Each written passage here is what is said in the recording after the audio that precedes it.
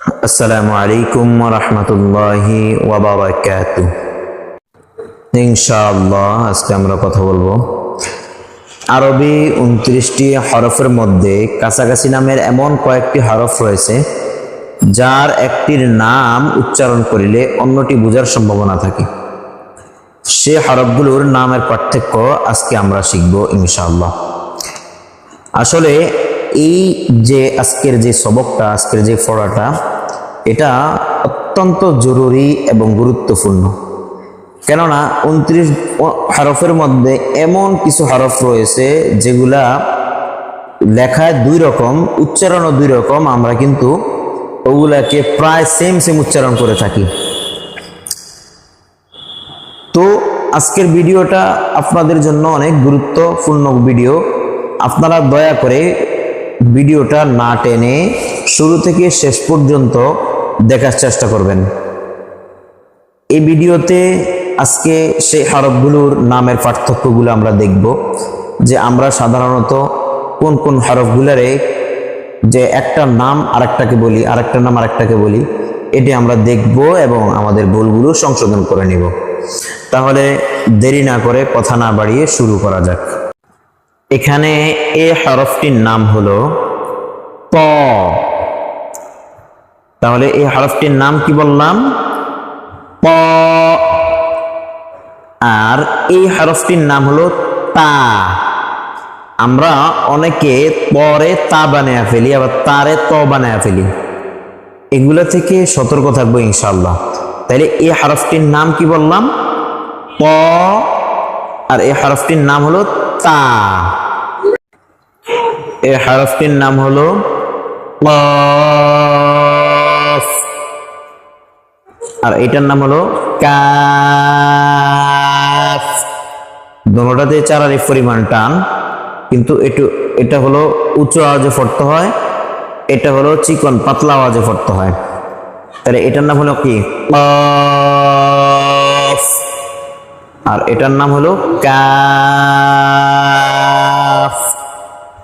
তাহলে আমরা বুঝতে পারছি, হ্যাঁ, এগুলো অত্যন্ত গুরুত্বপূর্ণ পড়া।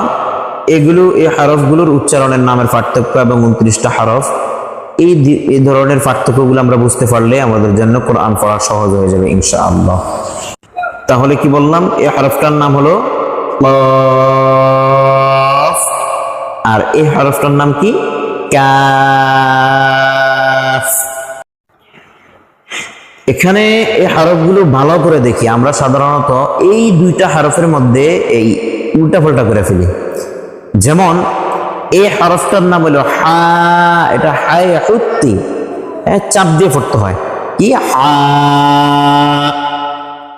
আর এই হরফটার নাম হলো হা, ভিতর থেকে বাতাস আসবে। এখন আমরা কি করি? দোনোটাকে একই ধরনের উচ্চারণ করে থাকি। এখন এটাকেও বলি হা, এটাকেও বলি হা। না, এইটা একটু চাপ দিয়ে পড়তে হয় হালকের মধ্যখান থেকে, আর এটা ভিতর থেকে বাতাস, একটা বাতাস বের হবে, হা, এরকম। হ্যাঁ, তাহলে এটার নাম কি বললাম? হা। আমার সাথে বলেন, হা। এটা দিয়ে বলছিলাম আলহামদু, হ্যাঁ, মুহাম্মাদ, এরকম। আর এটা দিয়ে হা, হুমা জাতি, হুমা জাহ। এটার নাম হলো কি? সিন, চার আলিফ টান। এটার নাম সাদ। তাহলে সিন এবং সাদের মধ্যে পার্থক্য বুঝেন। সিন, সাদ। আল্লাহুস সামাদ। আসিন দিয়া ইয়া আইয়ুহান নাস। সামিআল্লাহ, সিনের উচ্চারণ সিন, হলো সাদ। এটা হলো জিম, চার আলিফ টান, না শক্ত। এটা হলো জা, এক আলিফ পরিমাণ টান। আচ্ছা, জিম, এটা জিহ্বার মধ্যখান, তার বরাবর করে তার সঙ্গে লাগায়া। আর ঝা হলো জিহ্বার মধ্যখান থেকে একটু সামনে আগাইলে তার উপরে চাপ দিয়া তার বরাবর উপরে তালের সঙ্গে লাগে ঝা ঝা। এটা হলো জিম রজিম। আর এটা হলো জুল জিলা জুল জিলা জুল জিলা। তো হরফের নাম হলো জা। হ্যাঁ, এখানে হলো এই হরফটা হলো জা, এক আলিফ পরিমাণ টান। কেন? পরেরটা হলো নরম, হ্যাঁ 4 আলিফ পরিমাণ টান।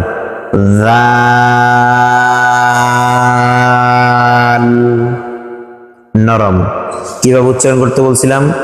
সামনে জিহ্বার আগা সামনের উপরের 2 দাঁতের সঙ্গে লাগায়া তারপর উচ্চারণ করব।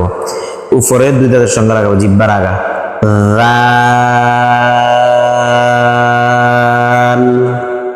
আবার বলছি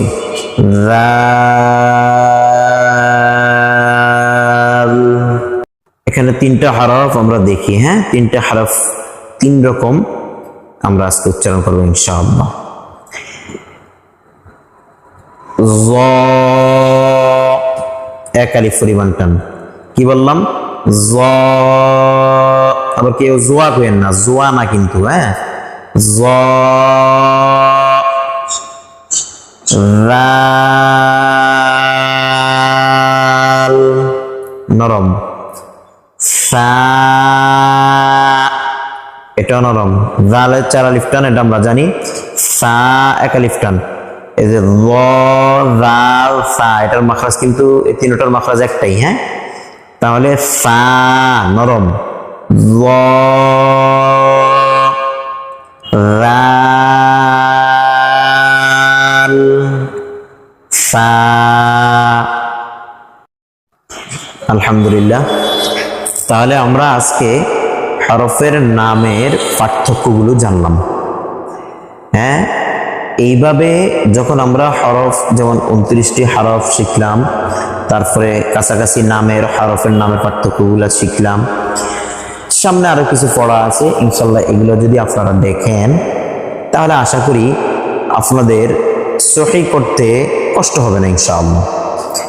আপনারা সহি এবং শুদ্ধভাবে পড়তে পারবেন। শুধু ভিডিওতে যেভাবে উচ্চারণ করি, যেভাবে যেই শব্দটাকে দেখাচ্ছি ঠিক সেটা সেভাবে উচ্চারণ করব ইনশাআল্লাহ।